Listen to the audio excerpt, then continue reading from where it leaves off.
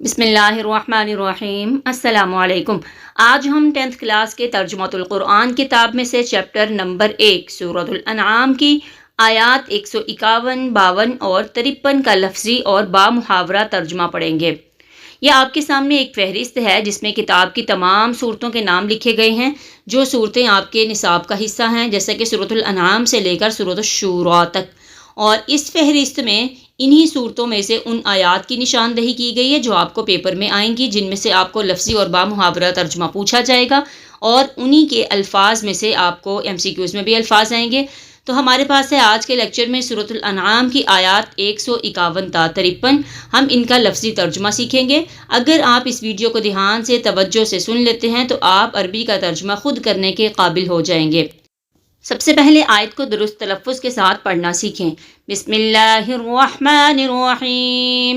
قل تعالوا اتل ما حرم ربكم عليكم الا تشركوا به شيئا وبالوالدين احسانا ولا تقتلوا أولادكم من إملاق نحن نرزقكم وإياهم ولا تقربوا الفواحش ما ظهر منها وما بطن ولا تقتلوا النفس التي حرم الله إلا بالحق ذلكم وصاكم به لعلكم تعقلون۔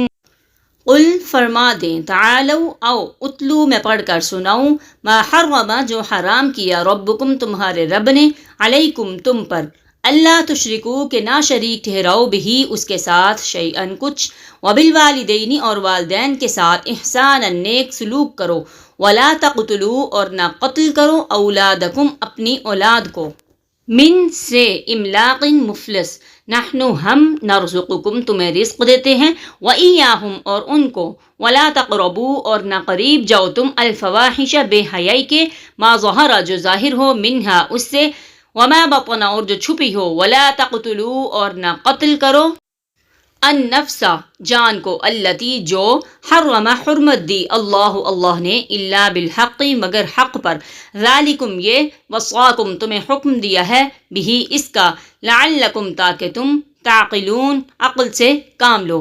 یہ تھی آیت نمبر 151 کا ترجمہ اور پڑھائی۔ اب ہے آیت نمبر 152۔ وَلَا تَقْرَبُوا مَالَ الْيَتِيمِ إِلَّا بِالَّتِي هِيَ أَحْسَنُ حَتَّى يَبْلُغَ أَشُدَّهُ وَأَوْفُوا الْكَيْلَ وَالْمِيزَانَ بِالْقِسْطِ لَا نُكَلِّفُ نَفْسًا إِلَّا وُسْعَهَا وَإِذَا قُلْتُمْ فَاعْدِلُوا وَلَوْ كَانَ ذَا قُرْبَى وَبِعَهْدِ اللَّهِ أَوْفُوا ذَلِكُمْ وَصَّاكُمْ بِهِ لَعَلَّكُمْ تَذَكَّرُونَ۔ اب آپ آیت نمبر 152 کا لفظی اور بامحاورہ ترجمہ دیکھیں۔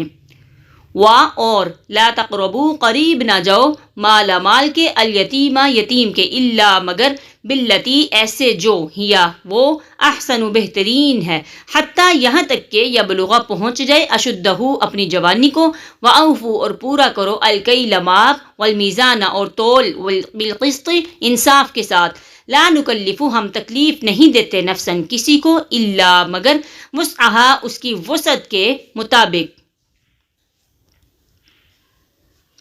وَإِذَا اور جب، قُلْتُمْ تم بات کرو، فَعْدِلُوا تو انصاف کرو، وَلَوْ كَانَ خواہ ہو وہ، ذَا قُرْبَى رشتہ دار، وا اور، بعہدی عہد، اللہ کا، اوفو پورا کرو، ذَلِكُمْ یہ، وصاکم اس نے تمہیں حکم دیا، بھی اس کا، لعلکم تاکہ تم، تذکرون نصیحت حاصل کرو۔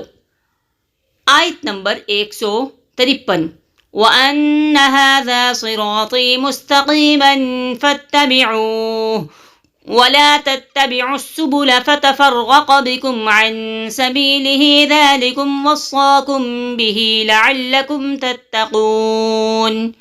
وَأَنَّ اور یہ کہ، هَذَا یہ، صراطی یہ راستہ ہے، مستقیماً سیدھا، فاتبعوہ پس اس پر چلو، ولا تتبعوا اور نہ تم چلو، السبل ایسے راستے پر، فتفرق پس جو جدا کر دے، بکم تمہیں، عن اس سے، سبیلہ اس کا راستہ، ذالکم یہ، وصاکم بہ حکم دیا اس کا، لعلکم تاکہ تم، تتقون پرہیزگاری اختیار کرو۔